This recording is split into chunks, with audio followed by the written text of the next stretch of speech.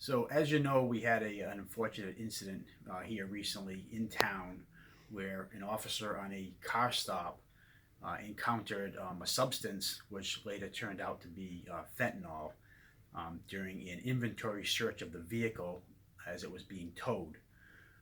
The officer at that time wasn't expecting to encounter this substance and did not have gloves on at the time. As a precaution, went to the hospital to get tested and make sure he was fine. As you know, fentanyl is a very dangerous substance. It takes a very small amount of it for someone to feel the effects, and the effects can be deadly. It's a relatively new hazard that all first responders face. The problem is, like I said, is a very, very small quantity of it can have a major impact on a person, incapacitating them, possibly leading to death. Our officers do carry Narcan. They carry the CDC recommended gloves, which are nitrile, versus the latex gloves we were carrying. There is a protective equipment issued to each officer and located in the cruiser, which contains a Tyvek suit, disposable breathing mask, the gloves, as well as eye protection. This equipment is great. It works wonderfully when you have it on. The problem we do face is not knowing when we're going to encounter the substance and not having the proper gear on.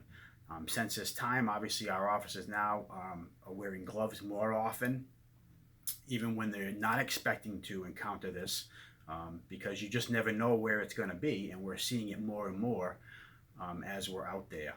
The other step that we've taken to try to ensure officer safety is anytime we have an exposure like this cross-contamination is a major concern.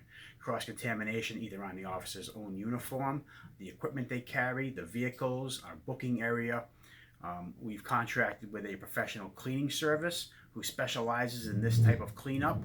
And whenever we have a potential cross-contamination issue, they're called out to decontaminate our equipment to make sure it's safe, not only for our officers, but for the public who may be operating or using the equipment after the fact. The safety of the members of this department is my top priority, and we're taking any and all steps we can to ensure the officer's safety.